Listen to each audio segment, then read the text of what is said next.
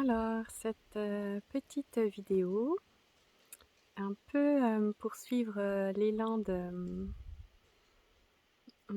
partager un peu mon vécu autour des ouvertures, des reconnaissances, de la conscience, de la présence.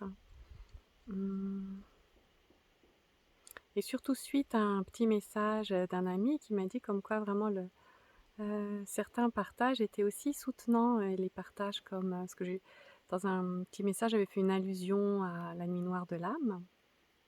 Et du coup, voilà, ça l'a intrigué. Il m'a dit: «Bah, ça pourrait être sympa aussi que tu partages là-dessus». Donc peut-être que je vais partager là-dessus maintenant. Voilà. En tout cas, je prends le téléphone là et je vois si l'élan est là. Je me sens un peu fatiguée, je ne sais pas exactement où j'en suis de mon élan, mais en gros, mmh, en gros, donc parce qu'en fait, je suis incapable de raconter quelque chose de simplement d'un souvenir, en fait. Quand je raconte quelque chose, c'est je m'y relie, donc ça devient vivant. Donc ce que je vous raconte à chaque fois, je vous raconte du passé, mais ça vit à l'instant au moment où je vous la raconte. Voilà, je ne sais pas faire autrement que d'être en lien. C'est pour ça que je parle beaucoup d'élan, de vie, etc. Alors, donc, allons voir tout ça.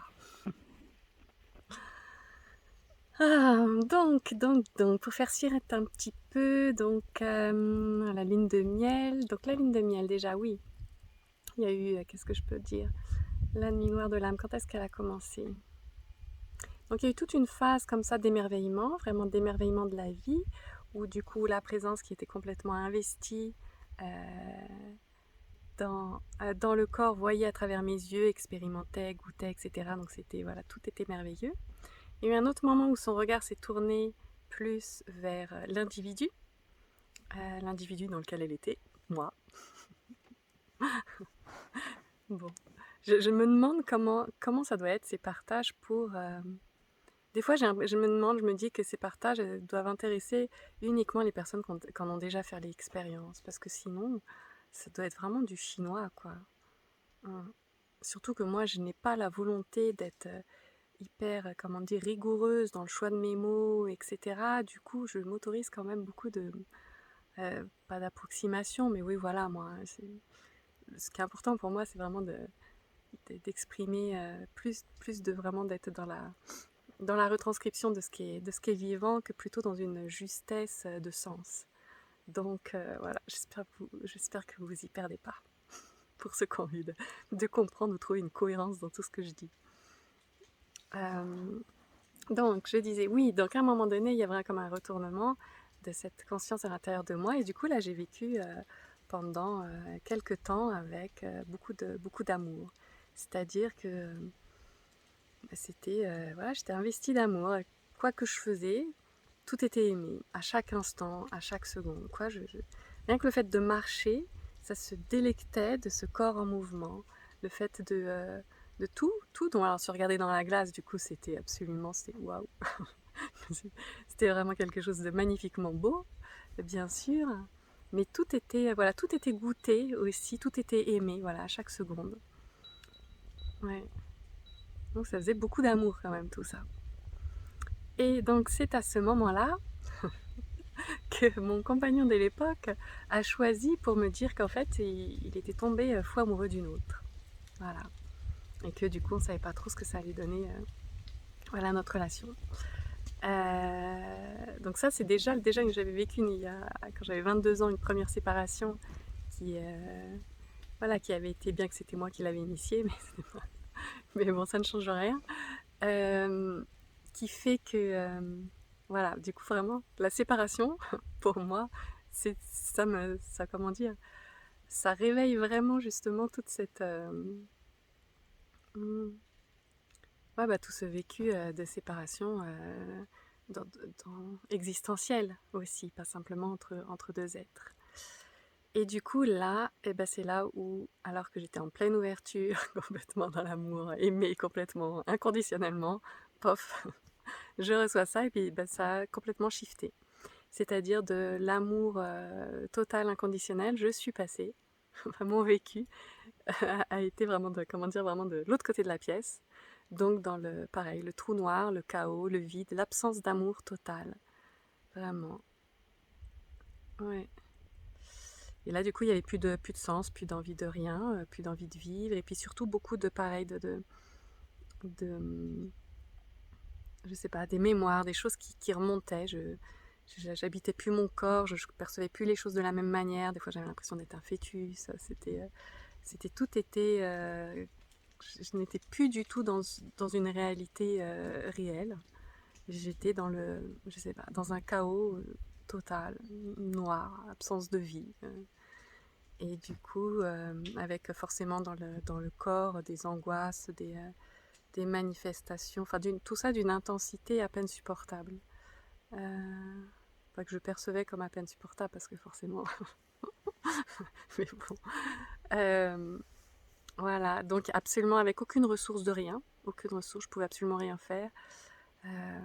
À l'époque, j'étais déjà thérapeute et j'étais encore suivie par ma formatrice qui elle-même m'avait dit bah là non, là je suis désolée, mais en gros on peut rien faire pour toi, là ton système tout à l'intérieur est tellement tendu, prêt à craquer qu'il n'y a rien à faire. Donc je me dis bon, ok. Donc, je me suis retrouvée complètement seule, j'avais plus aucune énergie pour rien, je pouvais même plus manger, donc je pouvais même plus rien faire, même pas aller voir des amis, même pas demander de l'aide, rien du tout. Donc je suis restée juste seule avec tout ça, vraiment toute seule. J'ai juste eu un coup de fil avec Nana Michael à un moment donné qui a bien pris le temps, vraiment, qui a vraiment vraiment pris le temps pour me faire comprendre que voilà, que c'était pas nécessaire que j'aille à l'hôpital, que sinon j'allais finir justement en hôpital psy avec tout un tas de diagnostics assez compliqués d'en sortir, et qui m'expliquait voilà simplement que c'était une nuit noire de l'âme, que c'était tout à fait normal, que même en Allemagne il y avait même des cliniques je crois pour ça, où quand les personnes vivaient ce moment-là, et ben, tout autour d'eux était organisé pour prendre soin. Du coup, ils étaient déchargés, donc ils n'avaient plus qu'à vivre ce espèce de mal-être, là, tout ça qui ressort, simplement, mais déchargés de tout et en toute sécurité, dans un endroit cocooning, complètement hors du quotidien, où ils n'ont plus rien à gérer. Parce que de toute manière, c'est pas possible. En tout cas, pour moi, ça ne l'était pas. Donc voilà, je me réveillais à peu près à 4 heures du matin, avec une intensité, une angoisse folle que j'essayais, je faisais des trucs. Des fois, j'ai fait le tour de la montagne, j'ai couru comme ça, voilà, pendant des heures, pour essayer de sortir de ça. Enfin voilà, mais c'était impossible d'y échapper. Impossible. On ne sort pas de la réalité, même quand celle-ci est douloureuse. C'est vraiment une leçon. Voilà. Sauf, mais c'est pas moi qui le décidais, le soir. Je ne sais pas pourquoi, mais le soir, il y avait comme une pause. Je sais plus si c'était 8, 9 heures. Mais tout d'un coup, pouf, plus aucune souffrance, plus aucune douleur. Je retrouvais le calme absolu, plus aucun problème. Donc là, évidemment, j'en profitais, je me ressourçais, je me déposais. J'avais l'impression de comme devoir voilà, pas reprendre des forces, mais en tout cas, voilà, juste je profitais parce que tout mon organisme physique était vraiment limite. Je me reconnaissais plus, j'avais perdu plus de 10 kilos, je n'avais plus de muscles. J'avais plus que vraiment comme l'expression la peau sur les os, c'est vraiment ça. Que je me regardais un moment dans la glace et je me suis vraiment fait peur, quoi. C'était c'était très très ouais, c'était vraiment la limite, hein. Ouais, la limite du corps. Mais bon, voilà, tous les soirs j'avais cette petite fenêtre vers le calme, vers la présence, vers tout tranquille. Voilà, donc du coup je me couchais un peu tard, j'en profitais tant que possible. Et le lendemain matin, à 4 heures, un peu comme, je sais pas si vous avez vu le film Un jour sans fin. Et à 4 heures, pof, le réveil sonne, pas réveil intérieur, c'est-à-dire l'angoisse sonne, je me réveille. Et ensuite, avec l'insoutenable à l'intérieur, voilà, jusqu'au soir. Et pof, la bulle. Et le lendemain, pof, l'enfer, la bulle, l'enfer. Et ça pendant longtemps, hein, pendant longtemps, vraiment pendant... Ça m'a duré, je sais pas exactement, mais au moins 3 mois pleins. Au moins 3 mois pleins. Et puis après, petit à petit, ça a été un peu plus doux. Mais là, du coup, par contre, il n'y avait plus que... Voilà, c'était... Voilà, donc c'est quelque chose bah voilà, qui a été traversée, hein. Quand on peut pas faire autrement, bah, on ne fait rien, on ne fait rien. Voilà. Mm. Mais ouais. Voilà, donc je sais pas exactement le pourquoi je... Quel sens ça peut avoir pour vous que je vous raconte ça?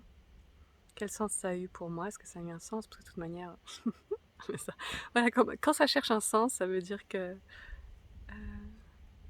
voilà, que c'était dur. C'est des gens, ah mais il faut bien qu'il y ait une raison quand même pour avoir vécu tout ça, parce que c'était tellement dur. Mais il n'y a pas de raison. Pas de raison. Mhm. Apparemment, c'est un processus courant, oui.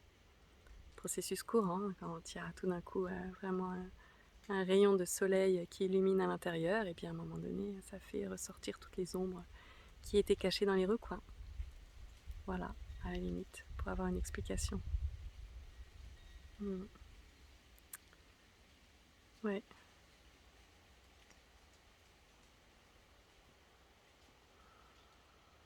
Mm.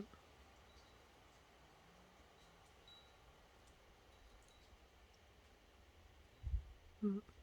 Et aujourd'hui aussi, la façon dont on me perçoit pas mal, c'est... Là, le retour que j'ai eu, c'est vraiment... notamment là, quand j'animais une journée de constellation familiale, c'est vraiment comme quelqu'un qui est vraiment dans la joie et dans une force à la fois tranquille et inébranlable. Et c'est vrai que c'est ce qui se vit en moi, ce que je dégage, ce que je suis en essence. Et il y a aussi toute cette humanité à l'intérieur. Et cette humanité, elle est aussi, alors je vais dire fragile, du coup je pense à une autre vidéo que j'ai dit qui va contredire complètement ça, mais en tout cas voilà, cette humanité, elle est on va dire aussi sensible que la présence peut être forte. Cette humanité, elle peut être aussi triste et touchée, que cette présence peut être joyeuse. Cette humanité peut être aussi paniquée, que cette présence peut être tranquille. Et si ce que vous percevez de moi vraiment quand je parle dans les vidéos, parce que je parle à partir de ça, ça ne veut pas dire que j'ai un vécu intérieur dans mon humanité qui est différent. Mm. Mais mm, après, j'ai la possibilité de choisir à partir d'où je m'exprime, dans quelle situation. Mm, voilà.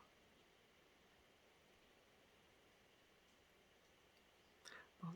J'espère que ça aura pu contribuer pour vous d'une façon ou d'une autre. Je ne sais pas exactement, je répondais vraiment voilà, à l'élan qui m'était proposé de raconter ma nuit noire de l'âme.